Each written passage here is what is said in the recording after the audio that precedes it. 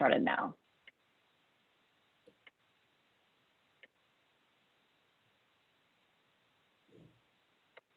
Okay, can everyone see my screen? Yep. Perfect. All right. All right, so as you're entering in, you are here for the Becoming a Data-Centric Association Digital Transformation Part 2. Your course objectives are listed here. I'm not going to read them, but they are here for you to take a look at, as well as on the website if you need additional information about that. A couple of things for those of you just now entering, please do enter into the Zoom chat whether or not you need CPE or CAE credit. But before you do so, please make sure that your Zoom ID tag has your first and last name so that we can identify you for those credits. For those of you that have been in webinars in the past with us, we have a little bit of a change in terms of polling questions. If you're wanting the CPE and CAE credits, you do need to be mindful that there will be questions scattered throughout, and you just need to answer those. Right or wrong doesn't matter. They might be a silly question. It might be something to do with the topic, but we do need you to answer those as a timestamp that you are here in the webinar and paying attention. Our course format today is up here on my screen. We're gonna go through our format, a little bit of housekeeping, introduce your speakers, and then we have a section here called Ask the Audience, where we ask you a couple of questions before we launch the webinar. I do ask that you take a moment and participate with us in that. And then we will have 65 minutes allotted for the actual course information itself on Becoming a Data-Centric Association. And throughout that period of time, Reggie and Julie will be taking questions. So you can put your questions into the chat. You can use the participant icon to use the raise hand function. If you're not sure about that, go ahead and try it now. Down under on your tab, there is a participant icon, and once you select that, you should be able to find the raise hand function. So if you want to practice raising your hand and then put it back down, feel free to. We do have a pretty good crowd today, so we will ask you to stay on mute unless you've been called on by the moderators and your instructors. Oops, I'm so sorry. Your instructors, good gracious, sorry.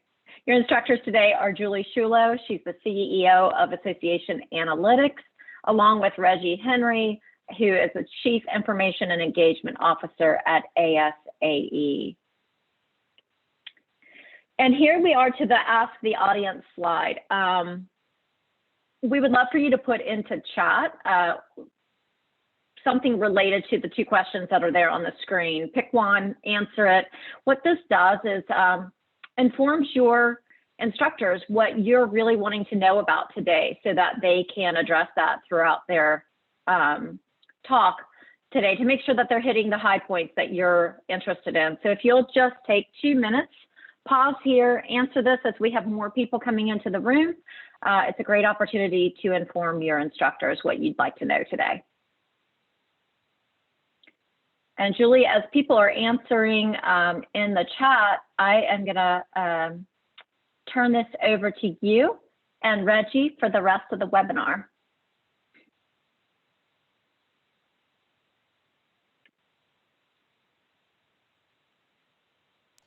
All right, so we'll get teed up. We'll give everybody a couple of minutes. So much data, where to start. These are great answers. Keep them coming. And swap over. We'll give you 1 more minute to go ahead and answer there.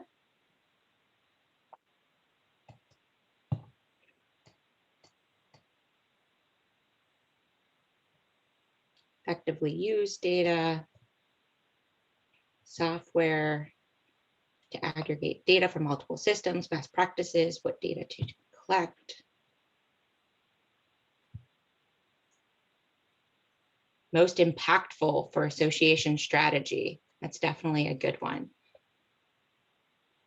All right, I'm gonna get our. So I'll tell you guys while I'm getting teed up really quickly too, I learned something new in Zoom that's really helpful for me. So I'm gonna share it with you. when you go to share your screen, if you want to just share a portion of your screen, which I'm going to try to do today, so you guys will have to let me know if it's working well. At the top, it says basic, advanced, and files. You can go to advanced and just share a portion. That way, if you want to have something else on your screen, like I want to be able to look at you guys and see the chat as well as present. And I can't typically do that. And so that helps you do it. So hopefully that helps somebody out there because it helped me. Julie, while you're queuing up your slides, I do want to mention to everyone, since we did have some latecomers, if you will, please enter your first and last name and the Zoom ID tag and let us know in the chat if you need CPE or CAE credits. And additionally, I failed to mention, but I want to make sure that everyone is aware, this webinar is recorded, and we will send both the recording and the slide deck out to you after the webinar. All right. So with that, we'll go ahead and get started. I also brought along with us Emilio Rocchio. So Emilio, I want to give everybody a wave. He's our resident expert in really building data culture and this idea of adopting analytics. And so I wanted to introduce him. He'll be interacting in discussion with us today, as well as Reggie. So hopefully here, everybody's here to learn about how to become a data-centric organization. We don't have all the answers, so we want to engage in discussion and conversation with you as well. We'll do that through chat. We invite you to raise your hand and join the conversation as well. Oftentimes, you can learn just as much from your peers as you can from us, certainly. And why we're here, really, as CEO of Association Analytics, we're on a mission to really change and enable the association industry to make decisions using data with confidence. We do that largely with our platform Acumen, which was built for the association industry that brings all of your data together. Reggie, of course, I'm sure you all know and love as I do. He has his title asae, but really he's an innovator and a leader in this space. And I'm really excited for him to share his experiences. Many of you that have heard him talk, he's very transparent and really helps us all along these journeys as we have them.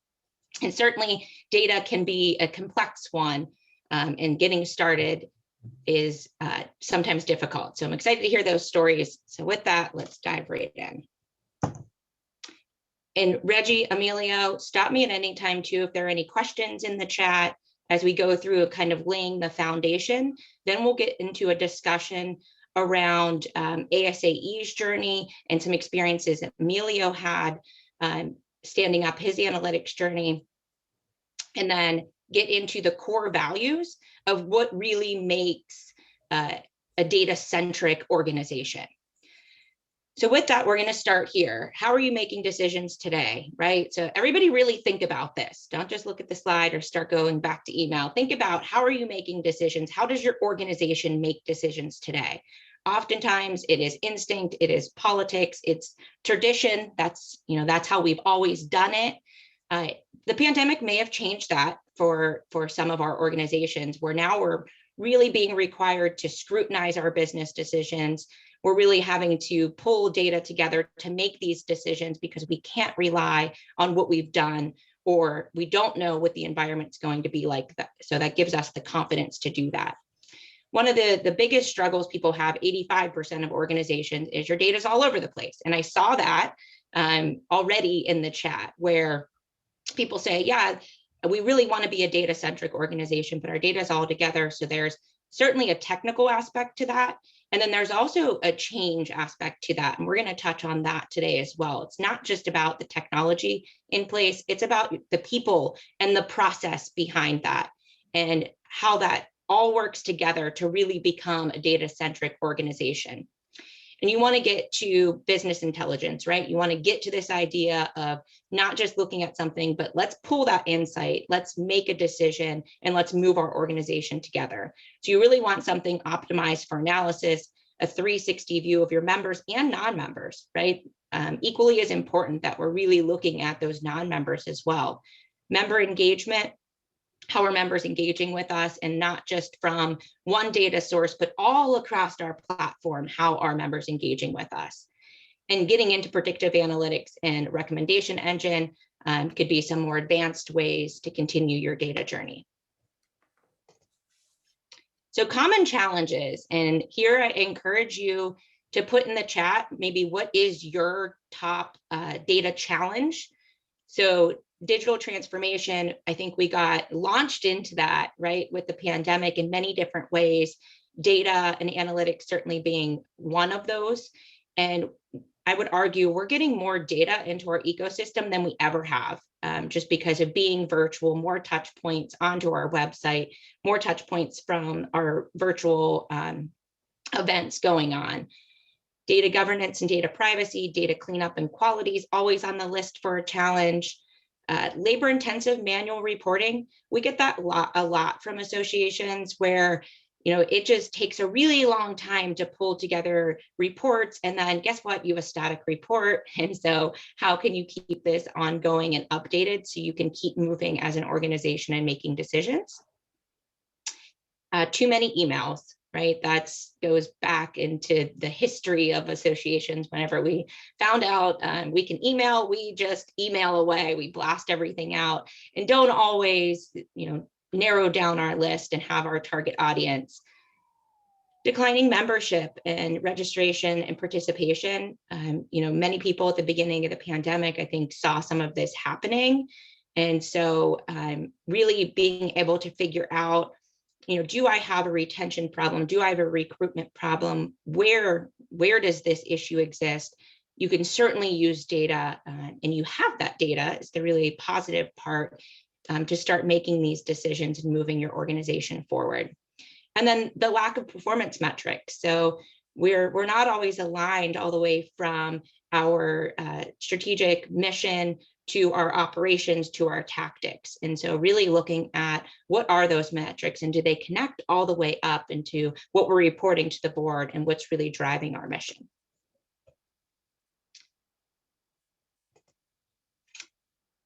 So now let's talk about this. What is data centric, right? And yeah. Back up a slide, back up to that previous slide for a second, because as I'm looking at this slide, one thing came to mind really quickly. As I'm looking at these things on this slide, and too often I think we look at these things as projects, like digital transformation, for example. That's not a project. That's something that's going to continue as technology evolves. Data cleanup and quality, that's not a project. That's something that continues. So part of what I hope we talk about today, well, I'll make sure we talk about it today, is being really honest and specific about what we're talking about.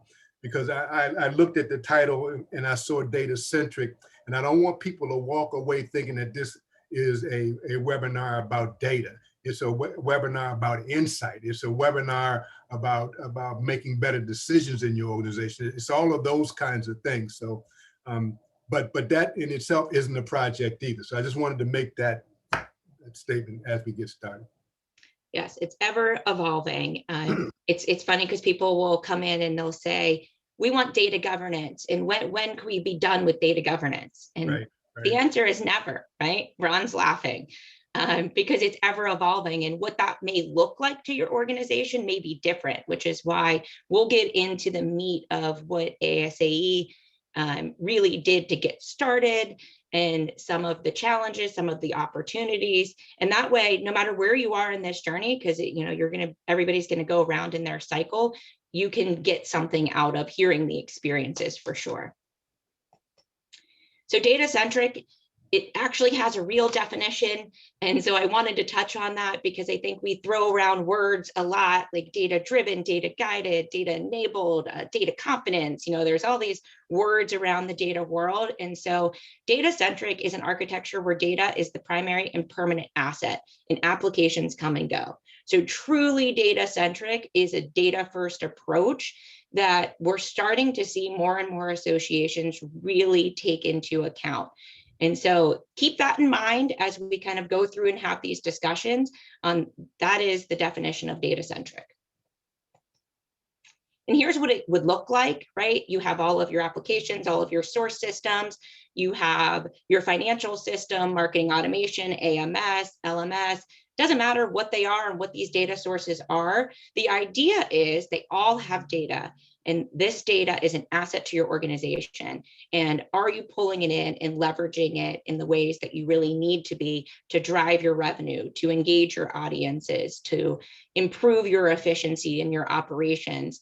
And the data in the middle is really the driving force, and aligns with your core mission and strategy of your organization. That's one of the core values that we'll talk about a little bit later, and how you become a data-centric organization. So this is always interesting to look at, and this just shows me there's a great opportunity. So 76% of data is recognized. These were organizations, actually at asae annual, that we pulled over 100 people, and these were the answers that came back. So 76% of data is recognized as an asset, and analytics is critical to success. People said, check, that's us, 76% of us. Also, 88% data and analytics had support of the CEO and board.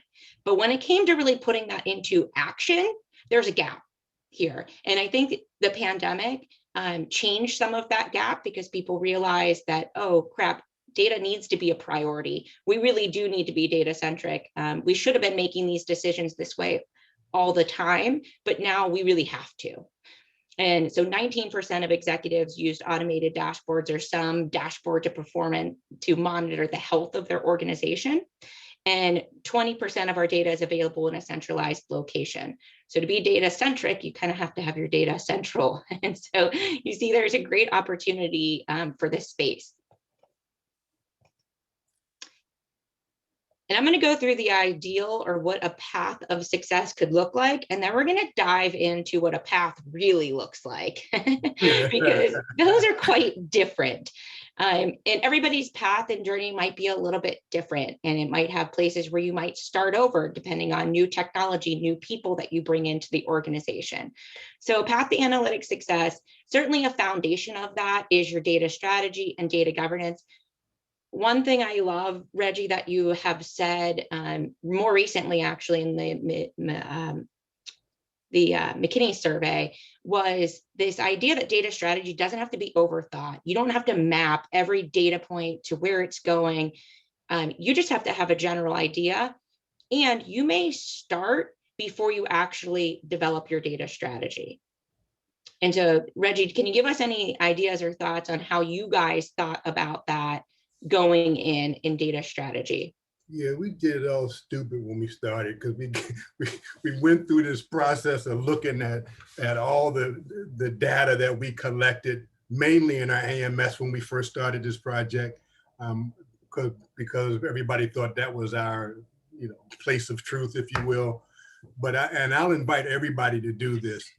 I asked the team to look at this differently. I asked the team that said, which of these data points are things that'll help us make decisions, okay? And along that journey, what we ended up realizing that we had about 10 real data points that were critical to us. And so then I asked the group to figure out what's an acceptable rate of error for those 10 particular data points, with two things in mind. One is that, and I hope most people realize that, we don't clean our data anymore. Our members clean their own data. They go online and do their own thing. So me worrying about how to keep that clean when I know that Mark can go in at any time, or Ron can go at any time and change what I just changed, that's ridiculousness. So stop looking at data for cleanliness and look at it for effectiveness. Is this right? It doesn't matter if Mr. is not capitalized, or figure out what really matters to you and what's an acceptable rate of error for those things. And what we realized, and most organizations who've gone through this process realize that our data is relatively clean. Most organizations' data is clean enough to start this process. So, don't get hung up there on what our data isn't clean enough to do what business analytics or whatever we're trying to do. That's a great point. That's one of certainly the misconceptions is, or maybe it's an excuse, I don't know, maybe a little bit of both, but it's like, oh, our data is not clean enough to do that. Your data is never going to be, certainly 100%. But I love that quote, find out what data is effective and have some percent around quality for that and what you can control. So I think those are great tips right there that really work. The other thing I'll say, Julie, is going through this process of starting to use the data rather than worry about the data. It starts to clean itself up because you start to see more and more places where one, the data that you're getting isn't the right data that you need to be making the decisions, even though you might have been making decisions with it in the past. But it also starts to highlight places where your systems and specifically your external facing systems aren't clear enough so that people can give you the right data that you need. Right. And what you think may be important, once you start to actually use it, you may find out, well, that's not that important. Why were we so obsessed with getting that data and getting that data so correct whenever we're not actually using that to pull insights to drive our decisions? So that's a great point. Getting started and just kind of diving right in, as scary as that could be for some of us, is a great place to start. And then you learn as you go. And you may learn things, like Reggie said, about your systems, about your processes, about training your people. You don't have to have that all figured out in the front end, I think is the guiding light there. So great point. Data governance goes hand in hand with data strategy, which Reggie touched on. Acumen is the platform for associations to bring all of your data together, Power BI, Tableau, any type of visualization tool, so you can really start to put your data to use. Because looking at a tabular report, you're never really going to get there. You're never going to see that trend. You want to be able to get this out to the frontline employees. And so those are the people that are making work happen. Those are the people that are making decisions day to day that need to be enabled to make these decisions. So figuring out what that looks like for you is certainly a key component of becoming data centric. And then all of these other things kind of support that. So now let's dive into your path to success. So you touched on this a little bit, Reggie, but I really want to hear, how did you guys go from 0 to 1? Internally, what did that decision making look like? And what was literally the first thing you started with, if you can remember back that far? Oh, I remember it like it was yesterday because I got scars from it. The first thing that you really have to do is do some case making. You got to do some case making, and the case making has to be strong enough that it distinguishes it from other things that you're already doing. I see a lot of comments in the chat area about reporting. And one of the first things I had to do was to distinguish what I was getting ready to do from reporting. This isn't reporting. We've got tools that do most of the reporting we already needed to do. The second thing I will recommend to everybody, you got to have an executive sponsor for this project. You got to have somebody on the executive team who believes in this. So our case making started with that executive sponsor, who happened to be myself at the time, but then doing case making across the rest of the executive team so that they understood what we were trying to do. And that leads me to what we were trying to do. And so what we were trying to do was, and you have to decide for yourself what your organization wants to do with it. But what I was trying to do was not make more sophisticated reporting. I was trying to get us insight to make better decisions. Okay? And so what I did is my case making thing. I used a piece of software that I got off the Apple store. It was called, I forgot what it was called then. I just looked again. It's called Reveal BI. I think it cost me $10 a month to use when I started to use it. I'll put the link in the chat so people can have a look at that if they want to. But a tool like that allowed me to bring in spreadsheets and all other kind of stuff and begin to analyze some of our data. So what we did, and I advise you to do this, pick a problem area where you know your organization can't make decisions well. For me, it was, we were looking at our annual meeting, and it was this myth that the location of our annual meeting drove traffic.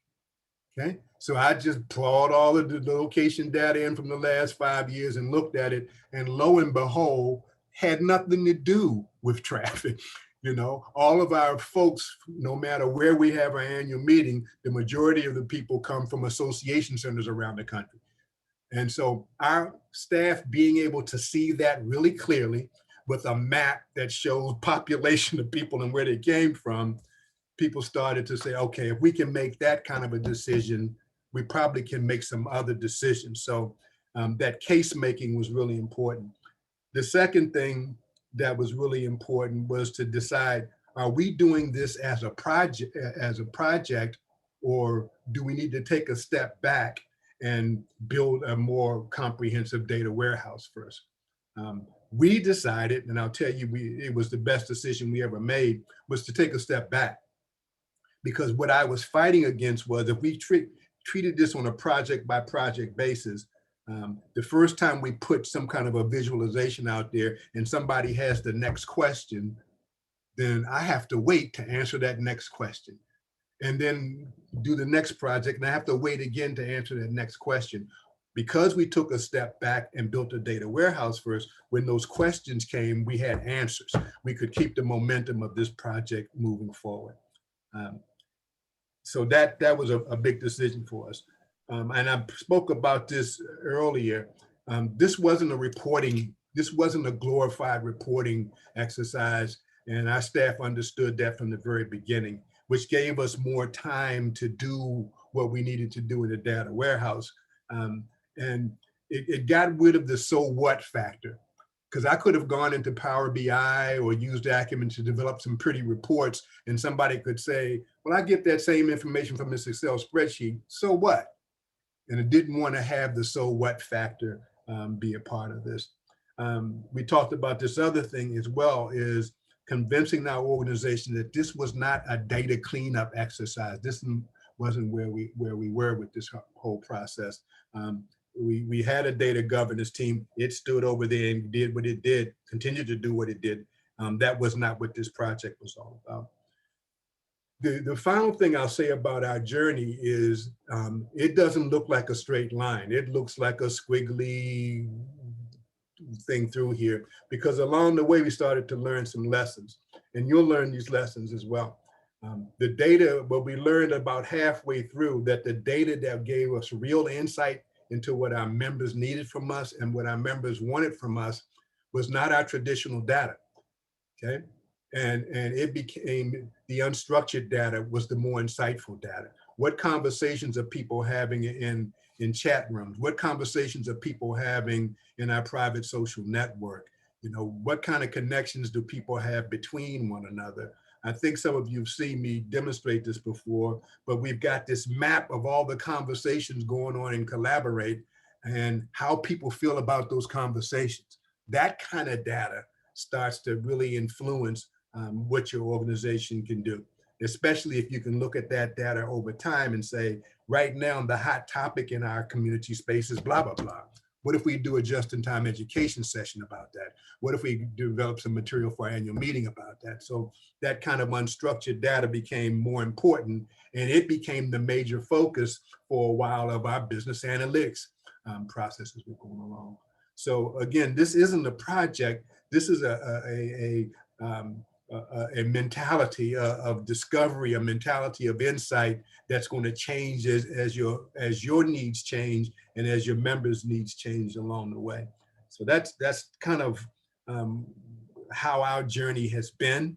I will tell you that having a person responsible for business analytics as their job made a huge difference. I know some people can't get to that right away, but it made a huge difference. Having a business analytics strategy developed made a huge difference. When we first started, Association Analytics helped me craft that strategy, because I surely didn't know what that was all about when I first began, and you won't know about that either. So you don't have that talent on staff, get that talent. Association Analytics will be glad to provide that talent to you. But don't get sidetracked by the data. The data you have is the data you have.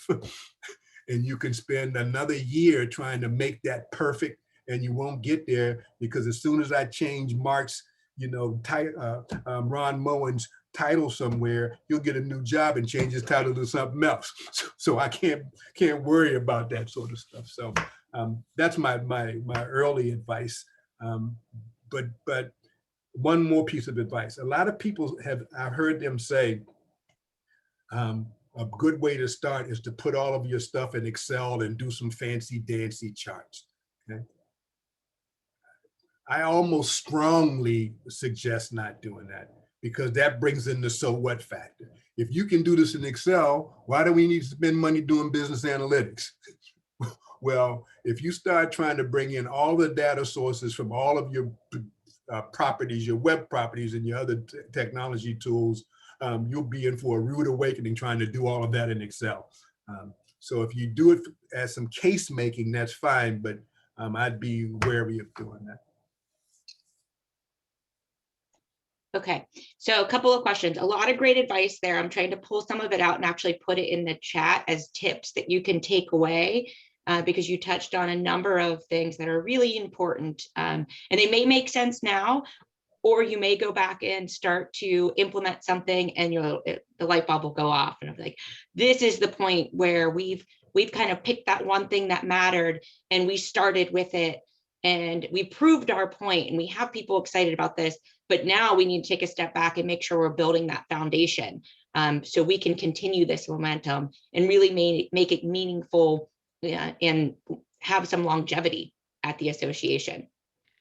So I have a question really quickly, just because you touched on reporting analytics, and I'm actually going to put you on the spot, Emilio.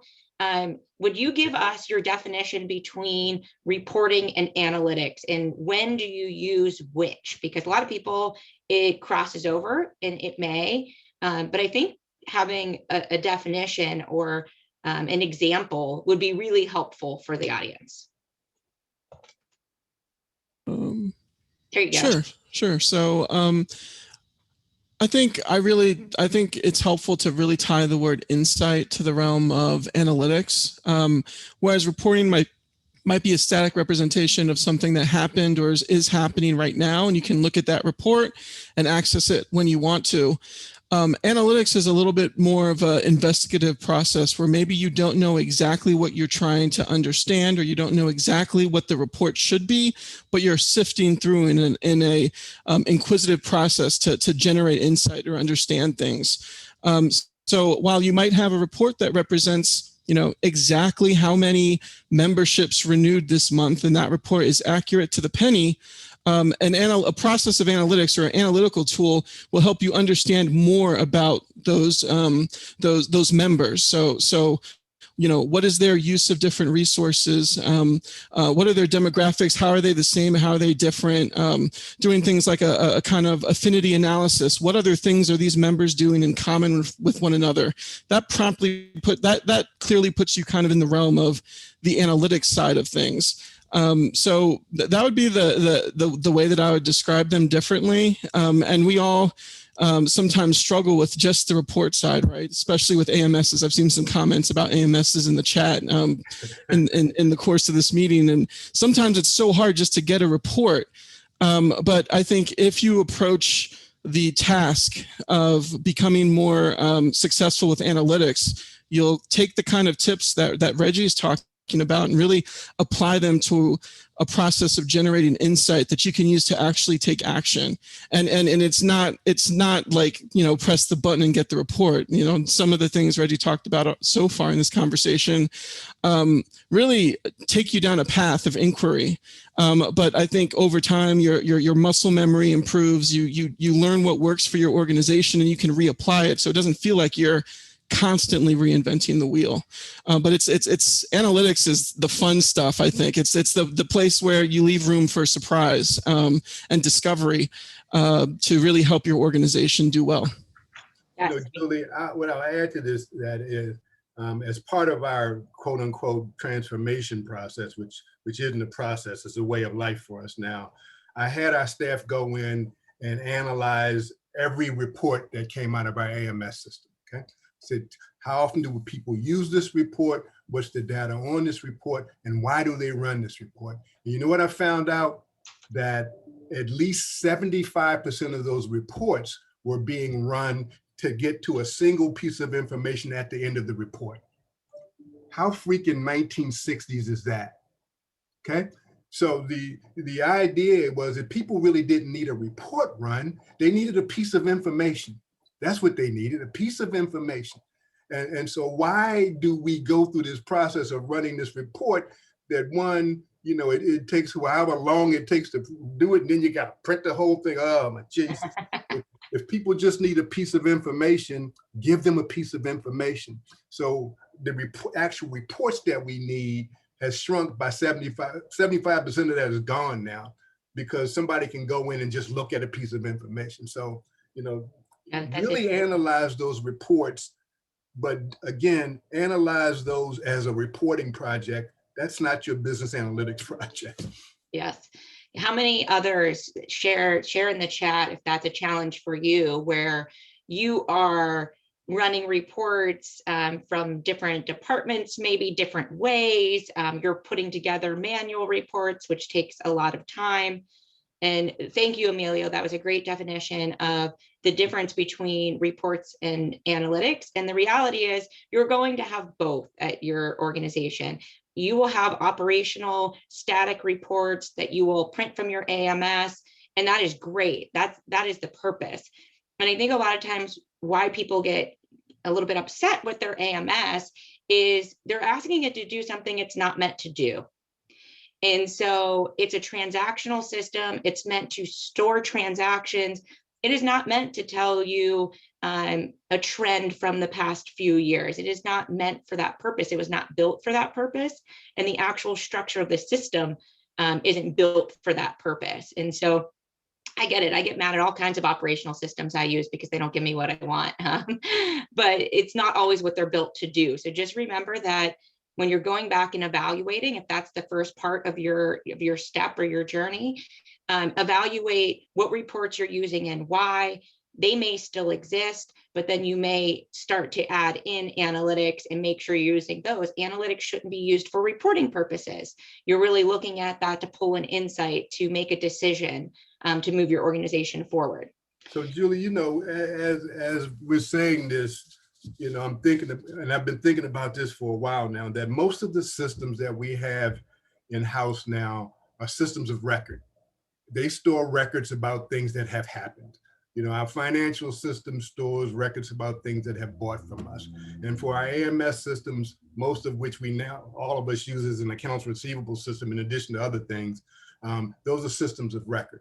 I look at our business analytics systems as systems of action. They're things that will allow me to really take action. And so I'm trying to, as I look at all of our systems now, think about how can we get more of those systems to be systems of action. The systems of record won't get us into the future. We need things that will give us insight, that will allow us to act and do differently than we did yesterday. So just keep that in mind for us. So I have one question from the audience before I move on to talk a little bit more about those biggest challenges, those biggest opportunities. Was your program committee open to suggestions that came back from the pulse of social media? So how did you partner? And this is actually one of the core values, is the IT business partnership that needs to happen if you want to be data centric. And so what was your experience there on the receptiveness, and how did you get that collaboration internally? Yeah, so so two things really helped. One is I convinced the organization that we had a data democracy problem. We had a problem where the senior team got a certain level in quality of data. The people right below them got a lesser quality of data, and the people right below them got a lesser quality of data. So if you weren't on the executive team, then you didn't get the juicy tidbits that would help you do your individual project better. So we had this big conversation about it, where one of the it was at an all-staff meeting, and one of the people who was at a manager level said out loud, "How in the heck do you expect me to make better decisions when I don't have the data I need to even look at how my program is doing?" And so people started to get it. And so this idea that one of the tenets was to make this data available to everyone changed the project a little bit, because quite honestly, the executive team was used to using data a particular way. The mid-level managers were used to using data a particular way, but we had never had a discussion about that. So once we did, the visualizations started to take different shapes. There was a place for high-level data and a place for intermediate-level data, and et cetera. So at ASAE, I'm responsible not only for the technology, but for membership and volunteer relations. So I was able to use that as a way to kind of dig deep down into one department and say, okay, how could this department do its work better with data? And what is the data that they need to do that work better? I will guarantee you that the reports that you get out of your AMS will not allow you to do your job differently or better. It just won't, because it's a system of record. It tells you what just happened. I don't need to know what just happened. I need to know what I need to be doing tomorrow. That's what I need to know. And so you really do have to be willing to accept the challenges that your organization presents to you and find solutions for them. So it's an ongoing thing. That wasn't a beginning of the project thing or middle of the project thing. As the organization faces new challenges, it's the job of the business analytics people to use that data to help them solve those challenges. So you have to be open to that. Yeah. I have another great question from the audience, and I wanted to share with you a quick story. That was one of the first things when the pandemic hit that we saw Acumen users go in and really evaluate their programs and what can we sunset? Because now we really need to. Everybody has been thinking about that in the past, and they probably have some feeling of what that is. But now, we really need to scrutinize that. What do we need to sunset? Because we need to focus our resources on growth in the future and coming out of this in a better place. And that was a great way that people leveraged the tool, which was really good to see, just people thinking differently and making those hard decisions. And data will give you the confidence to do that. So along with when you're talking about having a dedicated person and data owner, should all associations have a data owner or dedicated staff position?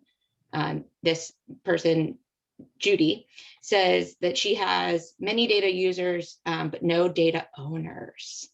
And so any thoughts, Reggie, Emilio, on what you think about this? I'll give you 1 second. Everybody's a data owner. This is my opinion. That's part of being data centric. That's actually one of the core values. And it has to go into the DNA of your association. So from who you're recruiting to onboarding, to training, to continually, cross-training folks, that has to be part of who you are at your core. In order to be a data-centric organization. And so there is no, I'm a data user, I'm a data owner. Everybody's a data owner. It's, an asset of the organization. Easier said than done. So I'll say, and you can do it without a dedicated person. Like, so Emilio, why did she ask us a question? Sorry. She answered the question. But that could be my opinion. And so, based on my experience of what works, that's what works. But from your experience, is it different?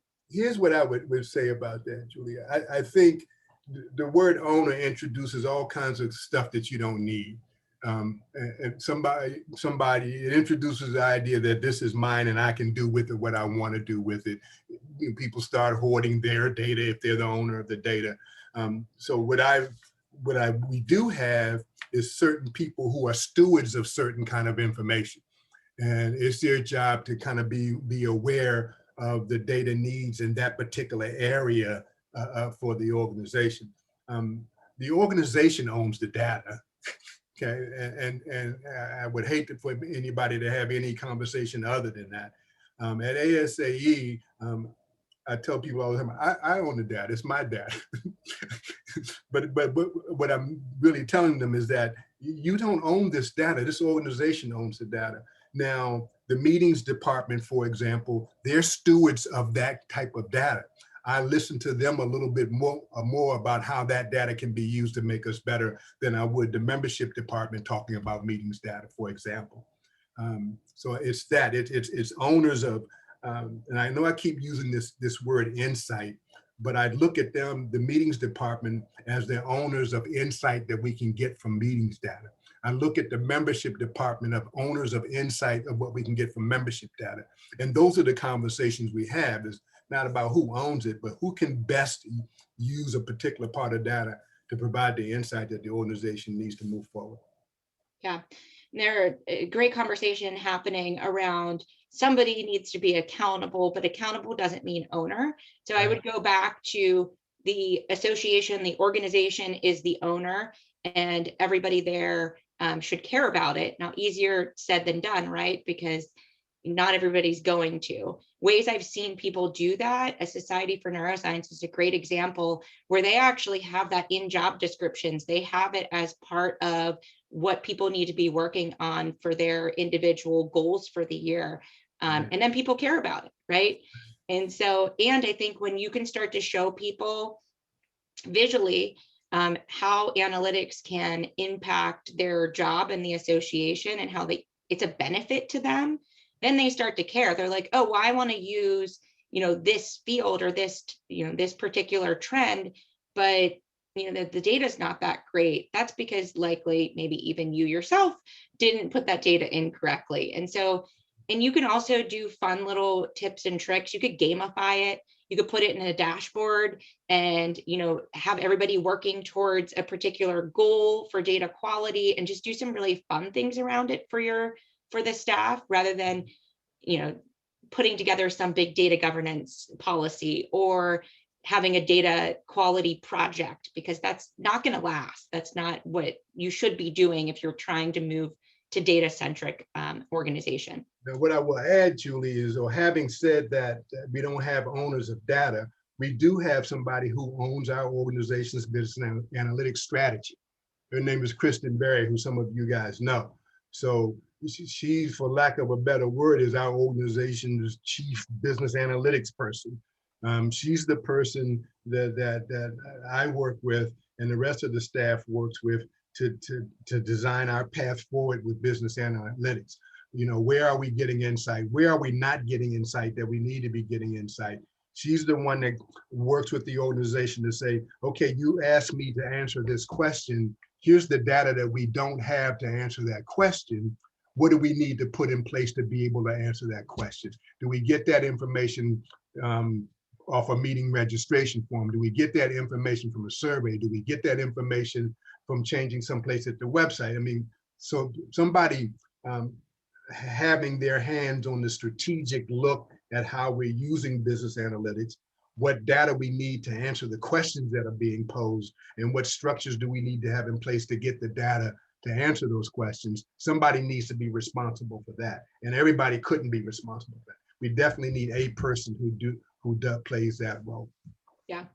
And for the smaller organizations, it doesn't have to be a full-time role. That could be somebody else at the organization that has the curiosity, that can build that skill set. There are a lot of people that aren't trained data analysts, that aren't trained data scientists that we work with every day and really helped grow their careers through this path. And so you have to just be mindful of looking around at your organization and seeing who might have that skill set, who might be curious that you can develop into that role. That you use a wonderful word, because if I were to describe Kristen's personality, it's that she's a very curious person. She wants to know why. And after she knows why a problem exists, she wants to know, how do we best solve this problem? And that's what this really has become all about, is why do things happen and how can I affect the things that I want to happen? And so having somebody who has that mentality of questioning things really has been a boon for us. Yeah. And a quick win, I think the takeaway here is, of course, you want to look at the high impact, easy to implement. And that goes back to Reggie your very first comment in finding where is there a little bit of a problem to solve, or where is your big money maker? Because then when you can put data behind it to show people how it works, you're going to get that initial buy-in you need. And so that's a way you can get a quick win, really easy. Visualizing. A lot of times people will visualize membership data, work with retention to show people, okay, this is how it works, and this is the impact you can have.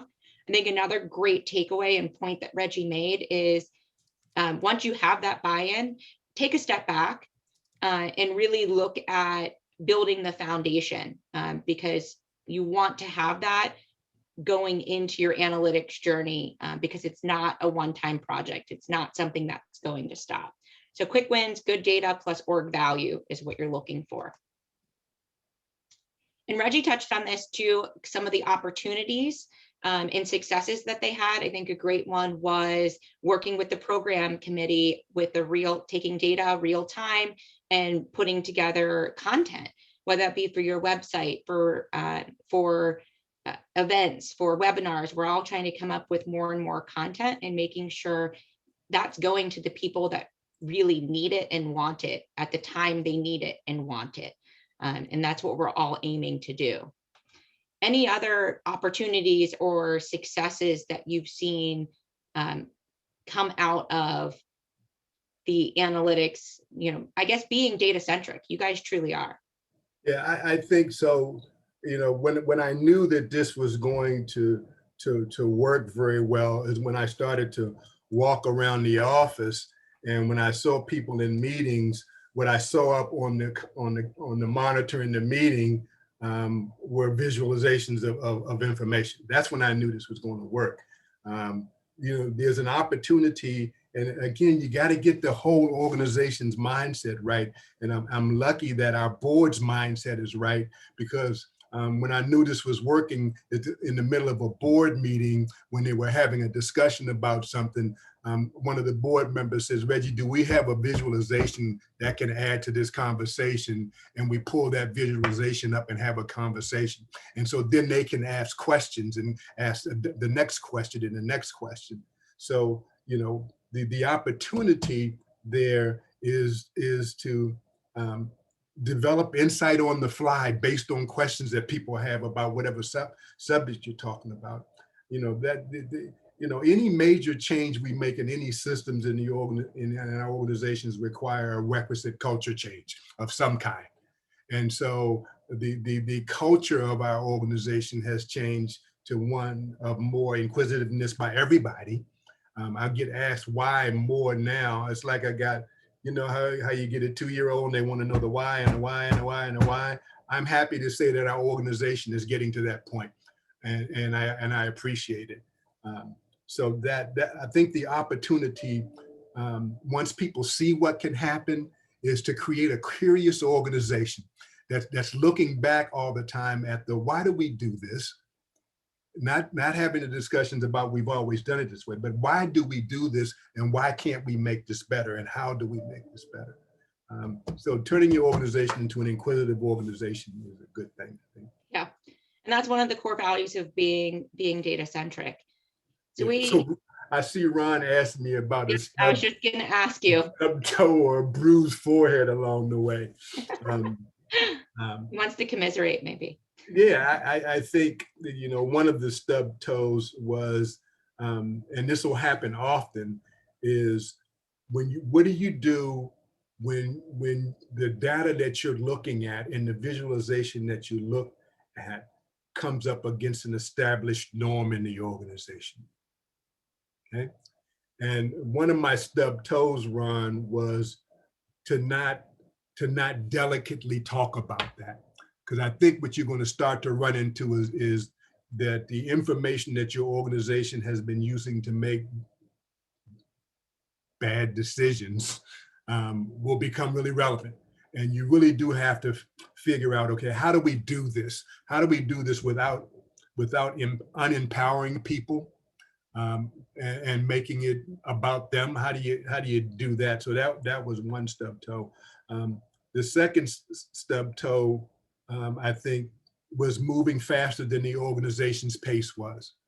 Organizations have a pace of change that they can accept at any given time. And our phase 2 was aligning our business analytics strategy with the organization's pace. But those were hard lessons because those caused things to stop in its tracks and for us to lose momentum. All right, so now we have a poll question coming up, but before I show you the options, I want to throw it out there and have you guys just put what you think in the chat. So the question is, what do you see as the biggest benefit of becoming data-centric? And so I told Reggie when we were practicing, it's like Family Feud style. We asked 100 people and we have the top 7 answers. And so before I put them up there for you to kind of put what 1, 2, 3, 4, 5, 6, 7, I want to see just what the answers are coming from the audience. Making better decisions, saving time, more informed decisions, better choices, efficiency, understanding your members. So that kind of goes along with a lot of these. So here we have it. And we'll reveal the 7 top answers that we got. So I'm going to ask everybody to also put in the chat what one is the biggest benefit for you. Eliminating data silos, just put the number 1 through 7 that resonates with you the most. I know everybody always wants to put like 1 through 7 or 1 through 5 or pick a bunch. Try to really think about what the biggest benefit to your organization would be. I'll give everybody a couple minutes to do that. A minute.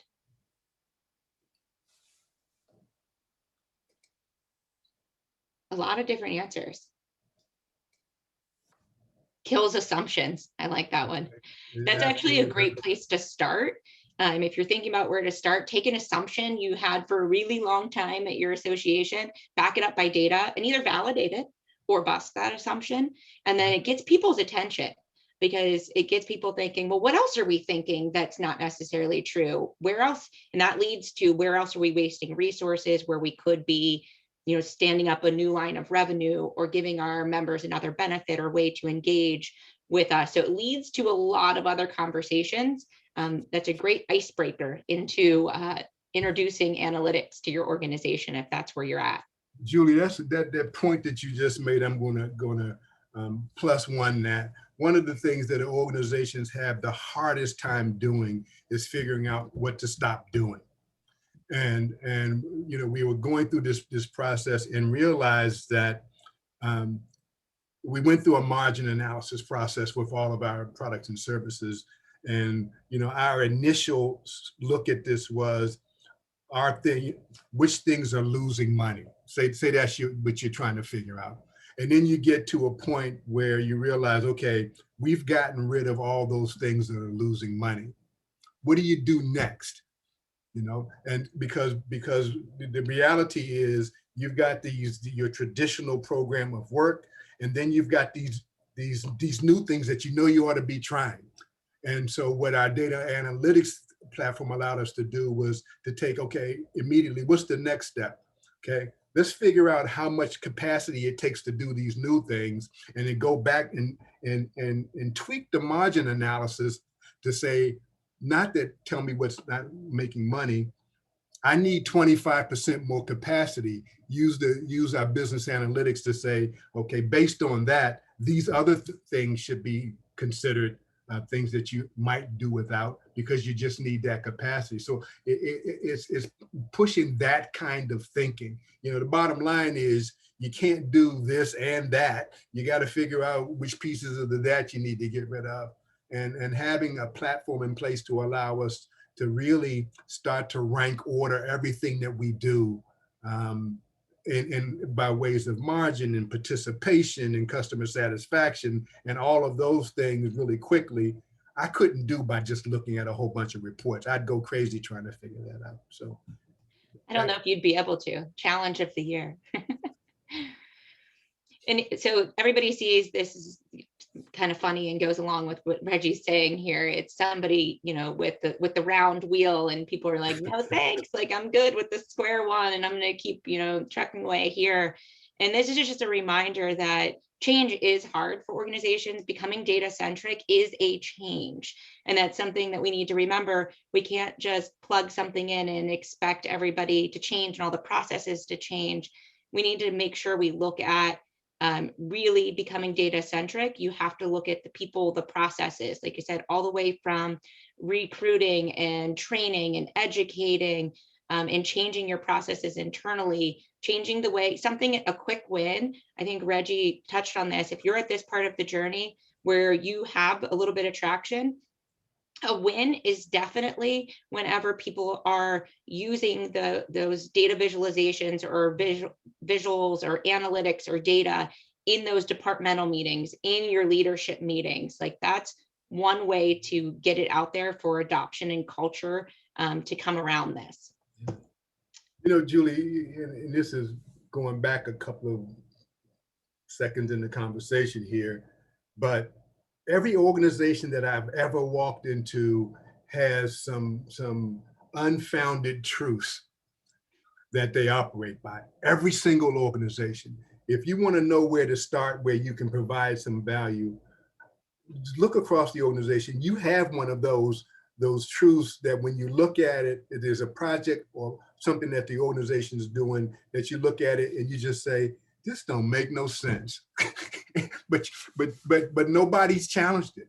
And because in the past, nobody has had the data to challenge it. Find that thing and find the data that you need to differently explain that thing. And do some visualizations around that. That'll open the organization's eyes quicker than anything else. But find one of those unfounded truths that people have. Yep. Data gives you the confidence. Sometimes you know maybe, or you have a little bit of an instinct. Data gives you the confidence to go to whoever it is in an organization, or for yourself to make that change at the organization. Take it to your board. That reminds me of something we were talking about yesterday, board having access to visualizations and how that really changes the conversation. When you truly become data-centric, your board is also data-centric. And so you're now working in a different capacity with them. You know, it reminds me of Ron at Kpis, who's their chief operating officer. He came to me and said, wow, it changed the whole conversation we're having with the board. They're not diving into the weeds, into the operations where we don't want them. They have all the answers they need. They're confident in what we're doing, and we're looking forward at the things we need to be looking at. And right. So that's one of the indicators of becoming data-centric, is conversations like that change within the organization and with your boards. Right. You know, it's such a hard thing for us to make that transition, because we've been doing reporting the same way we've been doing it for 30 years, 40 years, you know, and I just keep reminding our staff that our reporting gives us a wonderful glimpse of what just happened. You know, that's what it does. That's the purpose that it serves. At least, you know, when you first start out, you at least want your data analytics practice to tell you what's happening right now. And when what you're aspiring to, obviously, is for it to tell you what you need to be happening and how you need to make that happen. That's what you're aspiring to do. But at least, if nothing else, it's the best tool that you can find to tell you what's happening right now, and give you some insight about that. Exactly. So I was going to take you to whiteboard. Let's just do it in the chat, because that's just as easy. One word that you think of when you hear culture of analytics. One word, throw it in the chat. Let's see where people are at. And then we're going to dive into the 10 core values of becoming data-centric. Smart. I like that one.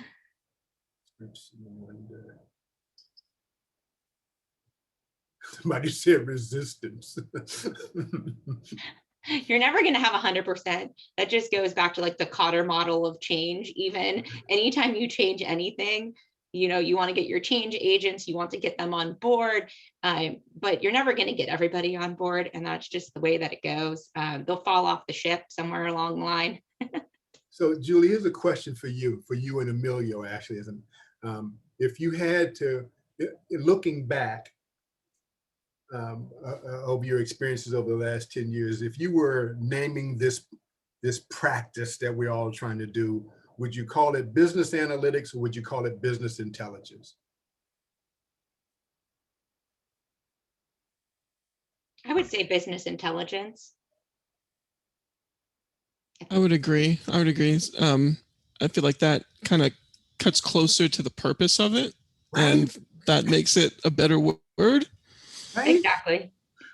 So I'm a pretty forward person. Just call it what it is. I mean, I didn't set them up for this, folks on the call, because I just thought about that. But what we've done, and we always do this, is we make things more complicated than most people can understand. Analytics introduces all of this complexity in people's minds that they might not be able to deal with. If we were to call this business insight or business intelligence, people know what that means. And it's not quite as intimidating as the word analytics. Yeah, that definitely takes you to a different place, because then you get into the predictive analytics and regression model. I mean, there's a ton, but what you're ultimately trying to do is pull out that intelligence, those insights to change what you're doing at the organization. So yeah, good point. All right, so we're going to dive into the 10 core values. We touched on all of these throughout. Reggie provided examples through his journey that he shared with us. And so, there is no start and stop. I think that's really, one of the key takeaways.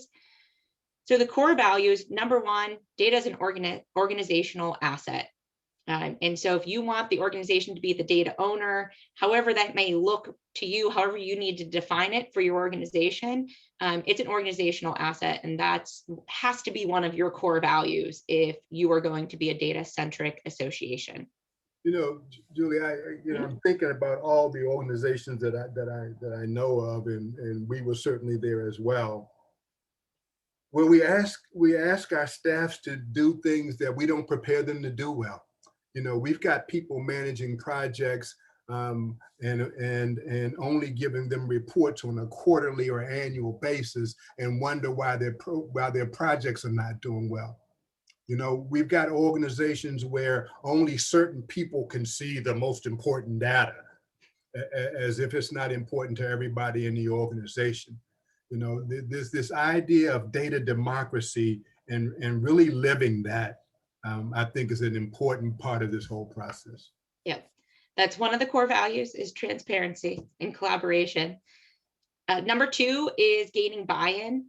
This can't be a one-man job. The organization, to be data-centric, really has to believe in that and believe in what that can do for you as an association, and how it can help your mission and really drive you forward. And I think Reggie provided a great way to get started. Really take a look at what is a problem that you have, and how can data perhaps help you fix that. An assumption that's being made is another great one to start and gain buy-in. A third one is, again, looking at the moneymaker, whatever that is for you in your organization, and starting to dive in there. 3, mission alignment. And this is not just mission alignment. This is all the way from your mission to your strategy, to your executive KPIs, down to operations, to tactics. Everything needs to align to be data-centric, and it needs to align around, data, and using that data. So dig in a little bit there, because that feels daunting to me. Yeah, and you and I have a question for you after this, but it may be harder it's easier than it sounds, I should say. So when you look at it and you think about, these are my 3 pillars that I have, then it really starts with a KPI for each one of those. You could have 3. Like, you don't need to make this super complex, especially if you're, just starting that journey. People think, well, we need to have 27 KPIs. Like, no, you don't. You need to have a few, and really focusing on those all the way through. This becomes a lot easier when you physically have your data in one centralized place. Right. And so I think that's a barrier for an opportunity for a lot of people is, in order to do that, you might want to pull your data together so you can really have that transparency all the way through your organization, starting at your board, your chapter, your volunteers, to your executive team, to your management, to frontline employees. And that has to kind of go all the way through. So I'm glad you walked through that, because that makes perfect sense. And we just finished our strategic planning process, so this is fresh in my mind. And so I'm going to lay it out kind of the same way, but maybe slightly different. Our strategic planning process has 3 major goals. Okay, we're lucky we got to that point. We got 3 major goals. Okay, the next step in that process was for us to say, what strategies are we going to employ to meet those goals?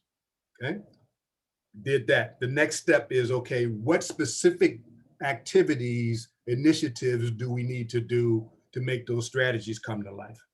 Okay, so we got those levels of things. And then, okay, now that we have these initiatives, how will we know if these are successful or failing?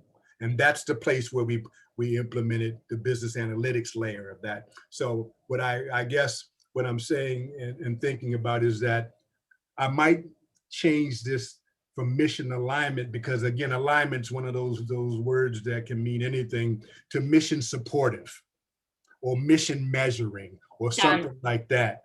I like it. That tells people, okay, this is the role of business analytics in that whole process. Yeah, that's a good point.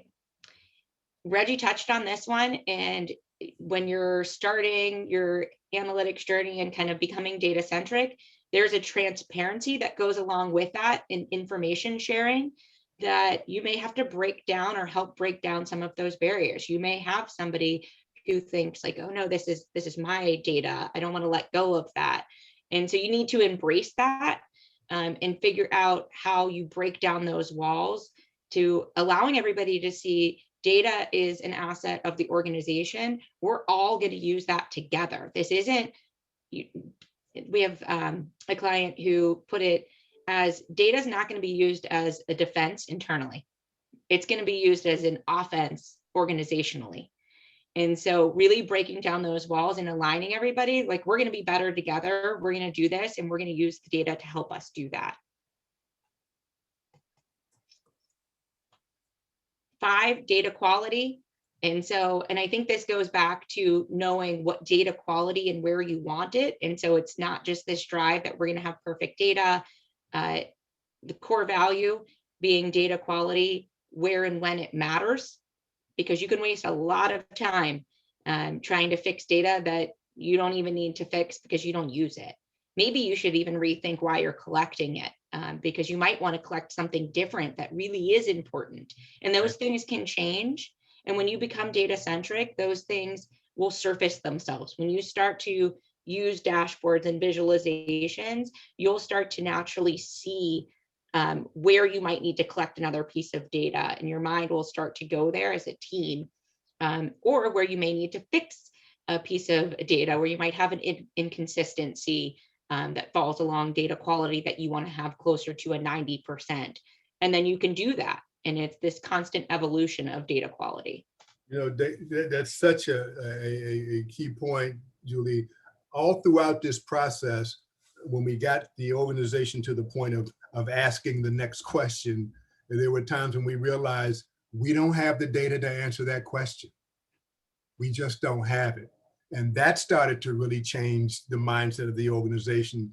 And then we did a bigger scan to say, you know, what questions do we need to answer from an overall strategy point of view? What questions do we need to answer that we don't have the right data for?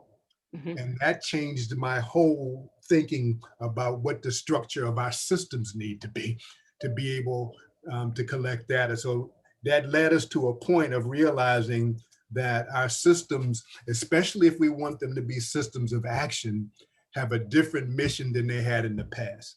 In the past, they were systems of record. Where we're getting to now is those systems are not only systems of record, but they're systems of insight, and we got to design those systems to collect the information we need to provide insight to us. Exactly. this goes a little bit along with the support of your mission. Setting KPIs is critical to success. If you're going to be a data-centric organization, you have to be striving at certain KPIs. You don't have to have a lot, 3. That could be great for your organization. That could be great if you're starting, or if you want to kind of hit the reset button and revisit it. That's always good to do every once in a while too. It's a constant evolution. And have a KPI for your business analytics process. You know, one of the things, you know, having young people on your staff who speak their minds is a blessing and a curse. But I remember working with one of the departments to set the KPIs, and she said, "What's your KPI? How do we know if business analytics is working or not?" And I said, "She's got a point. She's got a point." And so set a KPI for this project, this business analytics project or process that you're going through, and share that with everybody else you're asking to do KPIs. Yeah. And I'll share one we use for Acumen users, or usage, right? And so we can see, and the way that we really look at that is you look at who's using it, how often, when, so you can identify, oh, maybe we need to do another training for membership. Maybe we need to share a couple of success stories to show the benefit of this and how it can really change your work individually and the work of the association. And so it's constantly looking at that and making sure, right, people are getting the most value. You know, one that I keep manually, and I got to figure out how to automate this, I call it our curiosity quotient. How many times are people coming to ask me questions based on a visualization they've seen? How many times are they doing that? That can be an indicator too. They need trained on how to go find it themselves though, right? Yeah. Right, because I think part of being data-centric is this idea of self-service and where people want to get, where everybody in the organization can get the information they need when they need it to do their job. And that's really kind of where we're all shooting to get. Right. And that goes to this point, be data harvesters. And that doesn't say hoarders, that says harvesters. And what that means as a core value is exactly that. Be curious, dive in, figure out, you know, how you can really leverage and use data to help improve your individual job, your career, and certainly your organization. So be okay getting in and doing some exploring and digging up, because you're not always going to know what answer you're looking for. And that might sound crazy, but if you're at certain points of the journey, you know exactly what I'm talking about. You're going to go in and you're going to do some data exploration and you're going to learn some things. And then you're going to ask that next quality question. And you're going to get at some real change that you can put forth for your organization. You know, Julie, I'm looking at one of Jason's comments in the chat that says having the staff and all become aware of the value of data and the power of its biggest challenge the biggest challenge even today for IT professionals. You know, I think I couldn't agree more, Jason, but I think I'm going to know we're successful when everybody on staff realizes that they need to be able to do analytics of whatever job function they're responsible for on an ongoing basis. That's when I'm going to know we really have been successful. Yep. Core value number 8. I don't even think you were looking. The business and IT work in harmony. It's, you know, you're working together and you need each other, and that's okay, you know, and you're working in harmony to get self-service analytics out there where you're getting data real time in front of people so they can make the decisions they need in their individual job functions, departments, as a manager, as somebody entering membership data. It's all throughout. And it's when this harmony happens that you truly become data-centric. Right. Practice an analytic culture, and that can mean a lot of things. And that kind of encompasses all the rest of these core values and really living that. And so practice, live, whatever it may be, work in an analytics culture. You know, you have to have that to be data-centric because it never ends. So Julie, let's put Emilio on the spot there. Here. Let's do it.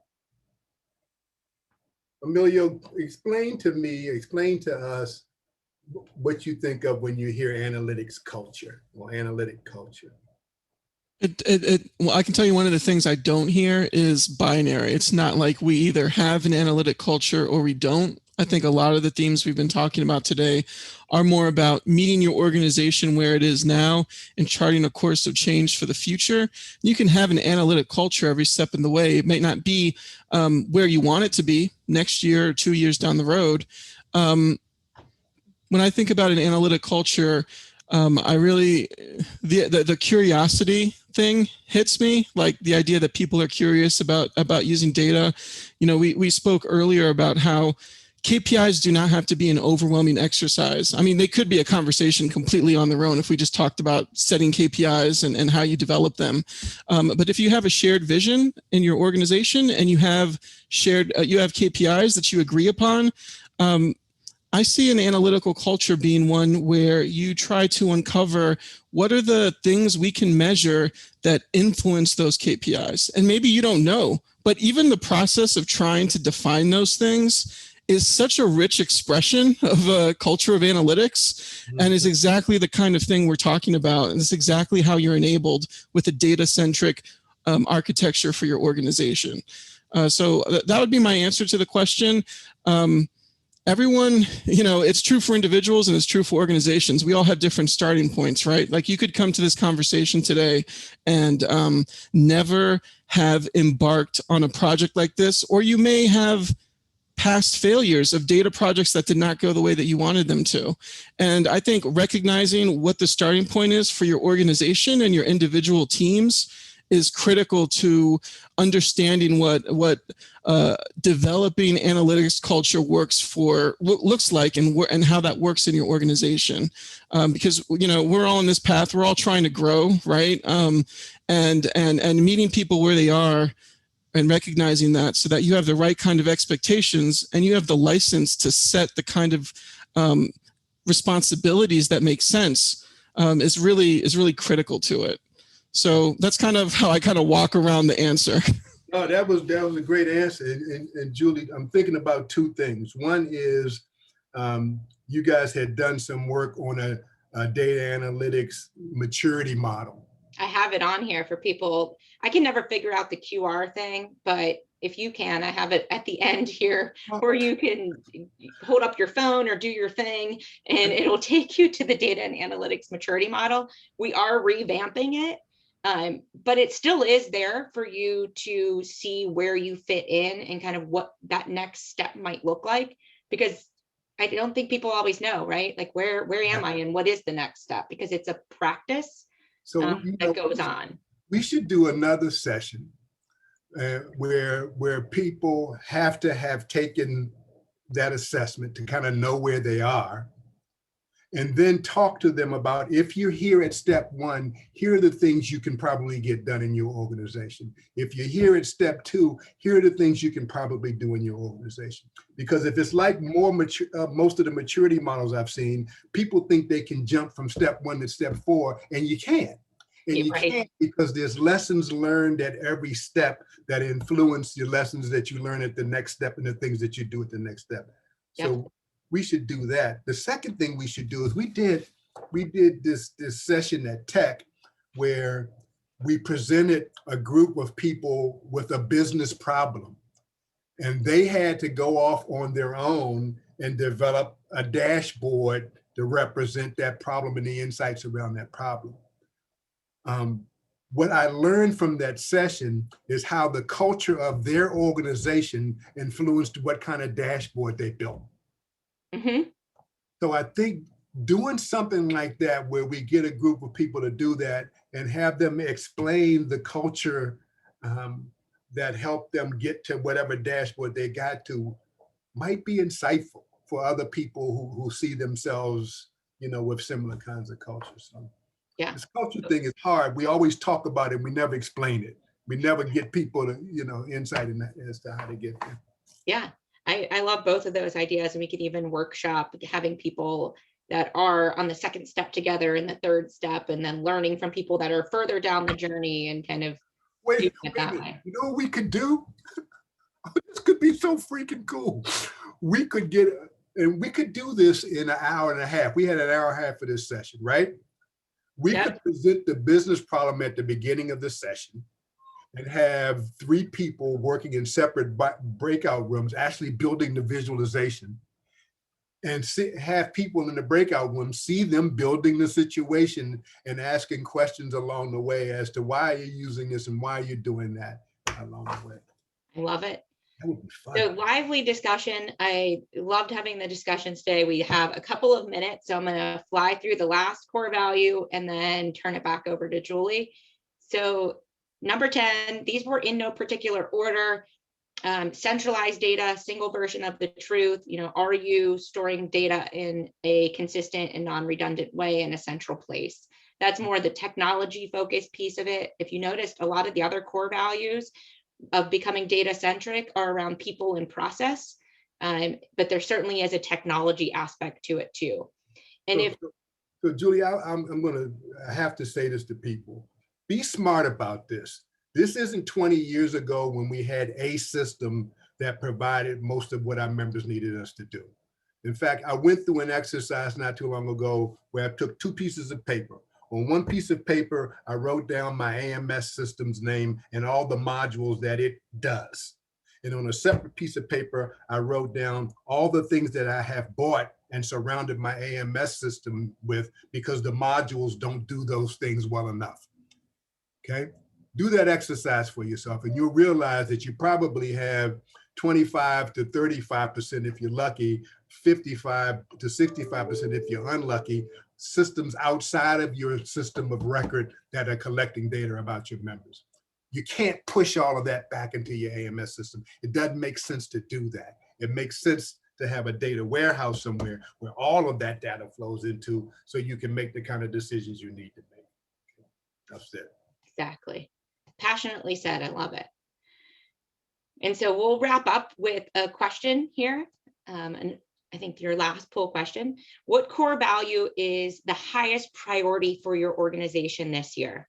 Again, people want to throw out a couple or a few. Really try to think of, and just put the number in the chat. What is that highest priority for your organization? And then I would also encourage you, if you do want to work on becoming a data-centric organization, print this list out, share it within your organization. I've even had people print it and put it next to their desk to constantly remind them that we're changing here. We're abiding by these core values. So Julie, Ron asked me if I could share Kristen's job description. Kristen's not in the office today, but I sent her a message that she sent back. She not only has hers, she's collected a collection of data analytics job positions. So what we can do is, when she gets back into the office tomorrow, she's going to send me that. Can we just send that out to all the people on the call here? Can we do that? Other Julie, can we do that? She's the boss. Yeah, that's the other one.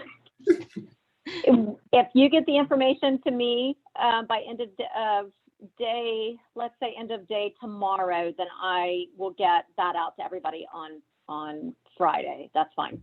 That'll happen. All right.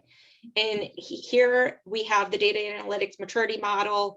If you go to our website at Association Analytics, you can find it there. If you can figure out this QR business, you can do it here. I'll also include the link in the deck. So when Julie sends that out, you can click there and see where you are and maybe set a goal for yourself for 2021 on taking that next step that's provided. So we answered questions all throughout. Happy to answer more as we go back through the chat. I'll get that from Julie, make sure we follow up on any questions we might have missed.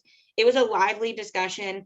I always love to hear the experience that people go through. So thank you, Reggie. Thank you, Emilio, for sharing that with us. And thank you for everybody on the call too, for having such a lively discussion with us, because that's what we're always shooting to do.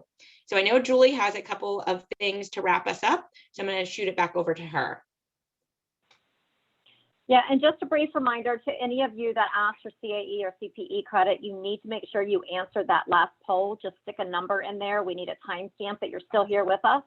And briefly, I don't want to take any more of your time, but very briefly, want to remind you that you can go to www.ustranscript.com/education, and that will show you our upcoming events.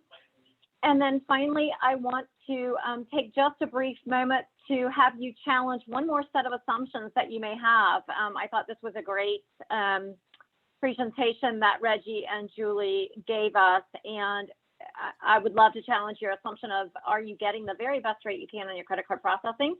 We are a merchant service provider. 15-minute agenda right here on my screen would allow you to have a conversation with me that we could take a look at that and see where you are with your credit card processing rates.